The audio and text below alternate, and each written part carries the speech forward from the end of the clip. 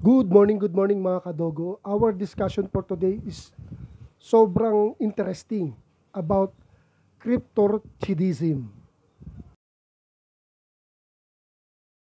or yung isa lang ang bayag ng alaga nating male na aso.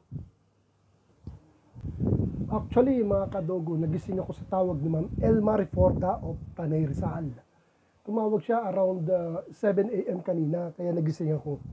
So kala ko sino tumatawag, isa pala natin isang subscriber mga kadogo.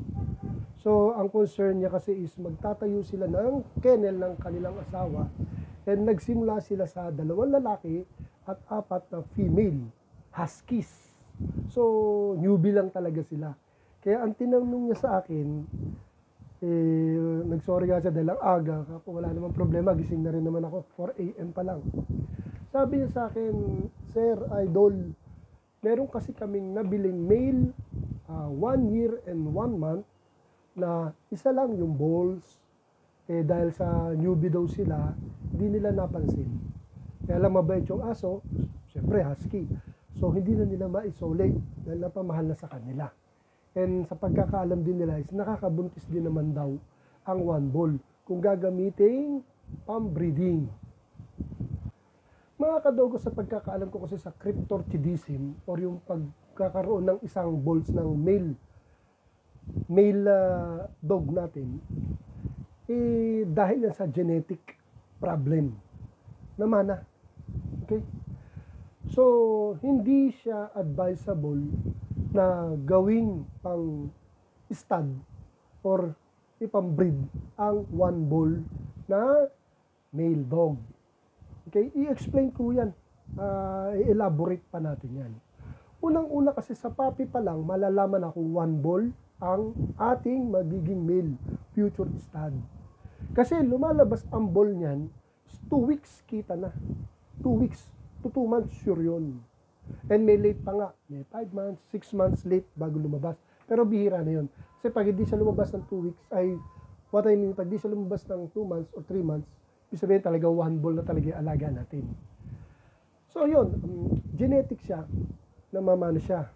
Ngayon, kung gagamitin natin siyang pang-stud, mga kadogo, kasi nga, 2 balls yun, 100% makakabuntis, lalo na kung healthy and fertile ang aso. No? Both sila, talagang buntis yan. Pero kung tanggalin natin isa, ibig sabihin clear na clear. 50% lang ang chance para makabuntis ang male stud natin. Yes po. Hindi po sure na makakabuntis. At isa pang negative nung pong cryptorchidism, kunyari nakabuntis. Ang liit ng possibility kasi makabuntis. Nakabuntis nga. Okay, nakabuntis. For sure, hindi marami ang puppy. 1 or 2 lang. Baka nga isa lang.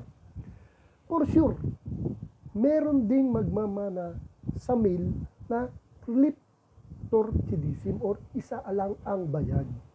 Kaya hindi maganda talagang gawing breeder ang merong 1 ball na male. Okay? Hindi healthy para sa kanila. Kasi may abnormalities galing nga sa genes. So mga anak siya ganun din. So wag na natin gamitin kung ang purpose natin is for dog breeding.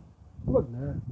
For pet na lang siguro, or kung pet ninyo, alagaan ninyo at tsamba nyo talaga kung mga anak. Di ba? Ganun naman ang pet. Kung mga anak, hindi. Kung mga anak, thank you. Kung hindi naman, is thank you rin. Kasi nga pang-alaga lang. Tatry natin, di ba? Kasi nga pang-alaga. Pero kung pang-breeding, hindi talaga advisable. Hindi healthy ang magiging anak. Kasi nga yung tatay, isa lang balls eh. Sure ball, ganun din yung magiging anak. Ang laking possibility. So yun, Mama Elma, sana nasagot ko itong katanungan ninyo, no?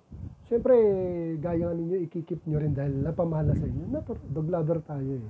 Kaya lang i-understand naman na itan ninyo kasi nga nagsisimula kayo bilang breeder. So, ang payo ko po kung breeding purposes, huwag na yung 1 ball. Yun lang po, sure yun, huwag pong 1 ball. Okay? May genetic problem. And hindi magiging marami ang mga anak. Yun po, Ma'am Elma, and thank you po. At don't worry po sa pagtawag nyo. Talaga nag-entertain ako ng tawag. Gusto nyo, madaling araw pa yan. Gusto kami kausap. Kasi may insomnia ako, doon nakatulog. Gusto kami kausap. So, thank you, Ma'am Elma, sa tiwala ninyo at natanong nyo ako. Tama po yan, mag-explore po tayo. Para hindi lang ako ang tanongan ninyo, yung iba rin. Di ba? Para mas marami tayong kaalaman. Ganun po ako nung nagsimula, tanong ako ng tanong. Wala namang masama sa pagtatanong. Unless yung matatanungan natin ay ililigaw tayo or mamaliin tayo. Pero ako po, according sa experience ko po, magna 9 years na akong breeder. Naka-experience na rin ako ng one ball for how many times. Talagang hindi talaga nagtitake kahit healthy ang female ko. So yun po Mang Elma ha, hindi po advisable na gawing breeder, male breeder or male stud ang one ball. Okay? So mga kadogo, sana may natutunan kayo kahit paano. And open po ako sa mga question. Kung meron kayong gustong itakil up sa vlog natin, message lang kayo or i-PM nyo ako sa Facebook ko. Or mismo directly sa YouTube channel natin mag-message kayo. Nababasa ko naman po yan. So, yun na po muna ang vlog natin for today. Good morning sa inyo mga kadogo and God bless.